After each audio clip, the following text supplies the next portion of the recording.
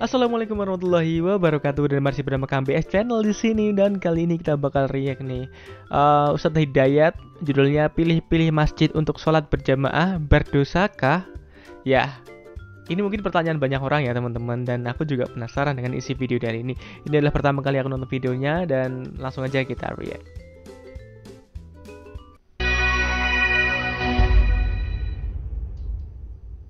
Assalamualaikum warahmatullahi wabarakatuh. Waalaikumsalam. Ustadz, singkat aja karena waktunya dikit. Di bulan Rajab ini tadi kan ada yang Ustadz sampaikan tentang mengoreksi diri ya. Nah, saya mau nanya nih, sebenarnya mungkin di luar mungkin bisa relate. Cuman mungkin saya lagi sering nyoba sholat di masjid sekarang, Ustadz. Nah, di lingkungan saya kan di rumah di Bintaro tuh masjid banyak banget gitu ya, macam-macam lah, mungkin Ustadz tahu. Jangan lupa ya sambil dengerin sambil baca sholawat. Allahumma barik lana fi Rajab wa Sya'ban wa ballighna Ramadan. Ya, jangan lupa.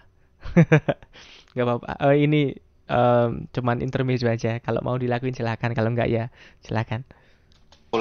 Nah, di situ ya saya nyoba masjid di rumah saya tuh di kampung lah gitu. Masjid kampung pernah, masjid komplek pernah dan lain-lain. Nah, saya menemukan tuh dari ilmu yang minim banget saya punya gitu, kadang-kadang kayak ada rasa gitu, kayak jadi kok ini nggak rapet, chefnya ini nggak itu, di masjid itu beda lagi gitu. Nah, jadi kecenderungan saya tuh memilih satu masjid gitu yang saya sendiri nyaman. Nah, cuman yang saya takutin itu nyerempet ke dosa, nggak sifat sombong gitu loh, Ustaz. Gitu. Jadi saya juga pernah dengar katanya kalau kita punya ilmu yang lebih baik harusnya sholat di tempat yang nggak nyaman tuh ngasih contoh lebih baik gitu-gitu. Tapi ya saya kan nggak mungkin ngajarin mereka, saya siapa juga gitu. Itu aja sih, Ya, saya pengen tahu sih. sih, semoga nggak jadi dosa. Baik. Assalamualaikum. Assalamualaikum warahmatullahi wabarakatuh. Pertama, semoga Allah memberikan istiqamah kepada Anda, saya, dan kita semua pada amalan-amalan yang kita bisa rutin kerjakan secara baik. Amin, amin. Istiqamah itu tidak mudah, Betul. dan semua orang pasti punya kecenderungan amalan tertentu yang boleh jadi tidak sama. Ada yang belum tahajud tapi rajin puasa. Masya Allah. Ada yang belum puasa tapi senang baca Quran.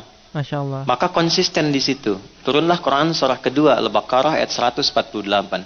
Walikulli wijhatun huwa muwalliha fastabiqul khairat. Setiap orang pasti punya orientasi amalan yang ia sukai. Maka konsistenkan dulu amalan itu, lalu berlomba mendapatkan kualitas di amalan itu yang disaingkan dengan yang lain. Masya Allah. Ada orang yang mungkin nggak bisa tahajud bukan karena nggak pengen, ada keterbatasan, tapi dia bisa mengonversi amalan lewat hartanya, dia perbanyak sedekah. Ada orang yang nggak mampu sedekah, belum bisa tahajud, maka dia coba optimalkan puasanya.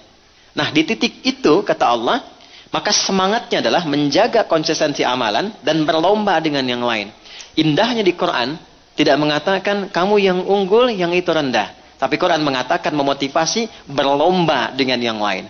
Kalimat lomba inilah yang menjadikan dalam saat yang bersamaan kita dibimbing konsisten pada amalan kita. Saat yang lain kita diminta pula untuk berkontribusi pada nilai kebaikan yang mungkin dia bisa optimal di situ.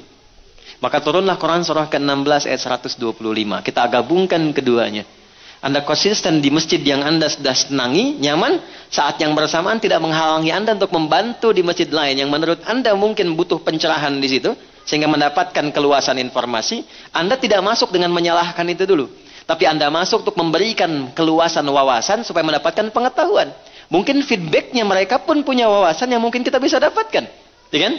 Baik, pernah kejadian saya baru pulang dari Tripoli, kemudian di satu kota, saya suka pindah tiap subuh masjid ini seperti Anda tadi lakukan.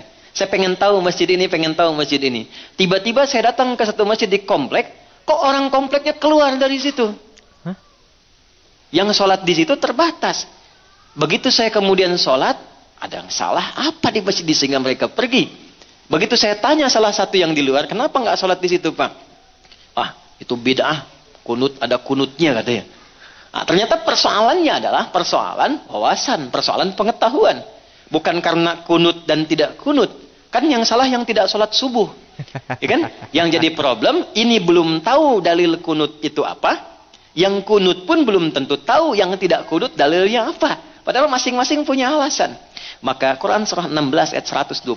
Ud'u ila sabili rabbika bil hikmah. Wal mau'izatil hasanah wajadilhum billati hiya ahsan. Kata Quran, share wawasan dengan hikmah, dengan cara yang bijak. Jangan Anda yang datang memberi nasihat. Ntar orang tanya, emang ente siapa? Kan? Bikin acara di situ. Ada ustadz kayaknya bagus deh. Boleh nggak Pak? Saya usulkan di sini ada pengajiannya. Nanti saya coba kontak ustadznya.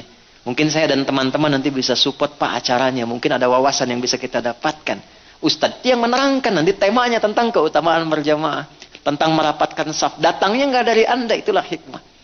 Sehingga ketika nasihat masuk, wal mau'izatil hasanah, sudah tahu ilmu. Jadi ketika ada orang yang tidak rapat safnya, sudah pernah belajar, akhi, ayo sini, rapatkan safmu kawan itu, bro, sini. Sudah tahu ilmunya, itulah mau'izatil hasanah. Nggak ada perdebatan lagi, ya kan? Rapatkan, luruskan. Rapat. Dan itu juga ada jarak. Rapat itu bukan sepenuhnya rapat. Kata Nabi, bukan rapat yang keras sehingga engkau mau bergerak susah. Bukan rapat begini juga ketika bergerak susah gitu, tidak. Normal aja, normal biasa.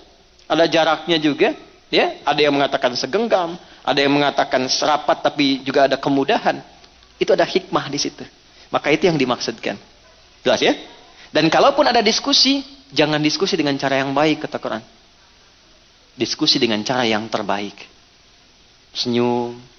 Kan berbeda itu tidak harus melarang kita minum teh bersama, kan? Assalamualaikum akhi, tar aja. Assalamualaikum, tar aja. Waalaikumsalam. Jelas ya? Allahu a'lam bishawab. Udah selesai aja, ya ampun. Oke, terima kasih Ustaz Hidayat atas penjelasannya. Saya cukup tercerahkan dengan hal ini. Yang pasti kita harus mulai untuk mencoba kembali ke masjid. At least ya mulailah dari misalnya nih, kita nggak pernah ke masjid nih, sholatnya di rumah mulu nih. Terus mulai dari maghrib lah, maghrib aja terus, tapi konsisten, istiqomah. Terus habis itu ke isya, terus kalau bisa ya terus aja nanti sampai 5 waktu kalau bisa ya teman-teman. Ya itu buat koreksi saya sendiri yang masih jarang ke masjid.